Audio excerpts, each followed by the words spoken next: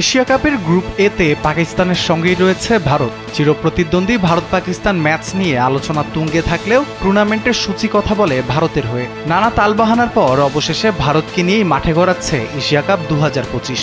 তবে টুর্নামেন্টের সূচি বলছে এই ছক যেন নিজেরাই কষেছেন প্রতিপক্ষ দলকে ঘায়েল করতে। গ্রুপ পর্বে বিশাল গ্যাপ দিয়ে ভারতের প্রতিটি ম্যাচ 10 থেকে 19 সেপ্টেম্বর এই 10 দিনে 3টি ম্যাচ খেলবে ভারত। এদিকে মাত্র 11 থেকে 16 সেপ্টেম্বর এই 6 দিনে 3টি ম্যাচ খেলবে বাংলাদেশ। আর অন্যদিকে 12 থেকে 17 সেপ্টেম্বর 7 দিনে নিজেদের 3টি ম্যাচ খেলবে পাকিস্তান।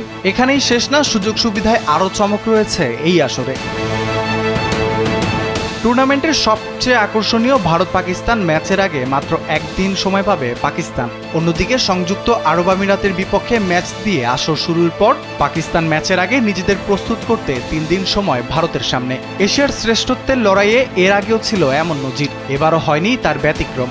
বিশ্বমঞ্চ আইসিসির চ্যাম্পিয়ন্স ট্রফিতেও হয়েছিল নানা সমালোচনা, এবার এশিয়ান মঞ্চে প্রশ্ন তুলবে কে? রাফিউল ইসলাম রাতুল, কালবেলা।